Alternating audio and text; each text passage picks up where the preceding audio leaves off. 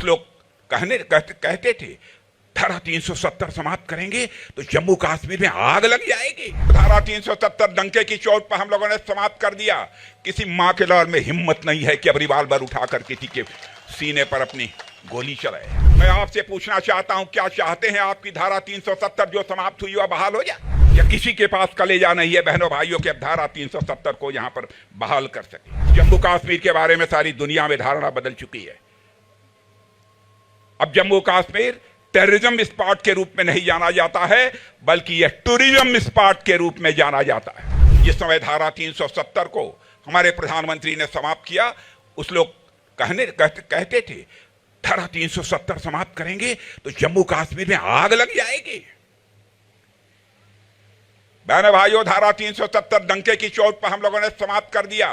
किसी मां के लाल में हिम्मत नहीं है कि अब रिवाल्वर उठाकर किसी के सीने पर अपनी गोली चलाए।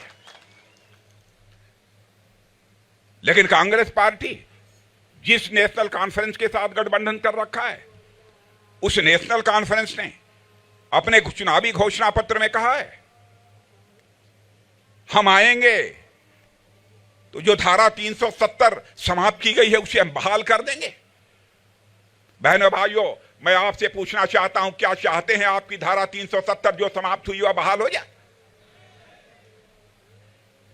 या किसी के पास कलेजा नहीं है बहनों भाइयों के अब धारा 370 को यहां पर बहाल कर सके। आपने G20 का सम्मेलन देखा होगा। दुनिया के 20 देशों के बड़े बड़े दिग्गज देशों के प्रतिनिधि, राष्ट्रपति, प्रधानमंत्री दिल्ली में आए हुए थे। लेकिन शायद आजाद भारत के इतिहास में पहली बार G20 का एक सम्मेलन कहीं पर हुआ था तो कश्मीर घाटी में हुआ था। बहनों भाइयों, इसे कहते हैं सरकार, इसे कहते हैं हुकूमत। पहले जम्मू कश्मीर सारी दुनिया में लोग कहते थे ये टेररिज्म का स्पॉट है। बहनों भाइयों, अब जम्मू कश्मीर के बारे में सारी दुनिया में धारणा बदल चुकी है। अब जम्मू कश्मीर टेररिज्म स्पॉट के रूप में नहीं जाना जाता है, बल्कि यह टूरिज्म स्पॉट के रूप में जाना जाता है। आपने देखा होगा कि यहां पर किस तरीके से टूरिस्ट की संख्या तेजी के साथ बढ़ी है। जाकर देखना हो तो श्रीनगर में जाकर देखिए। यहां पर लगभग 35 वर्षों तक कभी ताजिया नहीं निकला था।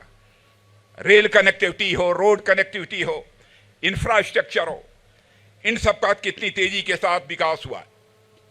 और बॉर्डर के जो अंतिम गांव हैं, जिनकी बराबर उपेक्षा होती रही है, मैं भारत का रक्षा मंत्री होने के नाते मैं कहना चाहता हूं बहनों भाइयों, हम लोगों ने अपने प्रधानमंत्री के नेतृत्व में यह फैसला किया है कि बॉर्डर के पास का जो अंतिम गांव होगा, अब वह इस देश का अंतिम गांव नहीं कहा जाएगा, बल्कि इस देश का पहला गांव कहा जाएगा। बहनों भाइयों, उस बॉर्डर के गांवों का भी हम तेजी के साथ विकास करेंगे। जम्मू कश्मीर जाने में पहले 12 से 14 घंटे लगते थे।